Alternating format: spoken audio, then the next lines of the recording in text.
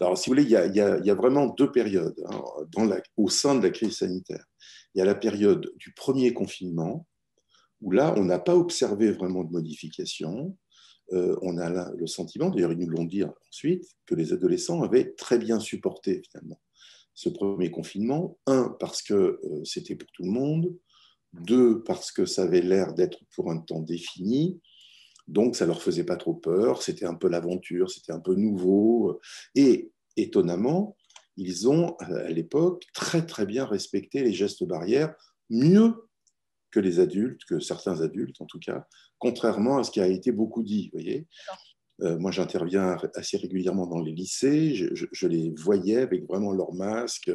Alors de temps en temps, évidemment, il y a le nez qui dépasse, mais il suffit de leur dire relève un petit peu le masque.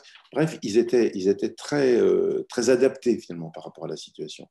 Et puis, il y a eu le deuxième confinement, et là, ça a commencé à vraiment se dégrader parce que là, ils ont compris que c'était pas fini et que on parlait beaucoup des personnes âgées, on parlait beaucoup, évidemment à juste titre, des personnes âgées et de leur vaccination, mais on parlait pas du tout à l'époque des vaccinations des jeunes. Et en plus, à l'époque, et bien avant qu'il y ait des gros débordements que les médias ont relayés, il y avait des bruits qui circulaient, des rumeurs qui disaient que de toute façon, ils faisaient ce qu'ils voulaient, ils ne mettaient pas leur masque, ils se livraient à des libations et alcoolisés sans masque, etc., ce qui n'était pas vrai. Une minorité, évidemment, il y en a toujours qui font des choses comme ça, mais c'était vraiment une minorité dans notre expérience. Hein. Et par contre, on a vu là, à ce moment-là augmenter massivement les troubles anxieux, les troubles dépressifs et les troubles des conduites alimentaires. Ils disent c'est pas juste ce qui s'est passé parce que nous on est d'accord pour que nos mamies et nos papis soient vaccinés, on les aime, etc.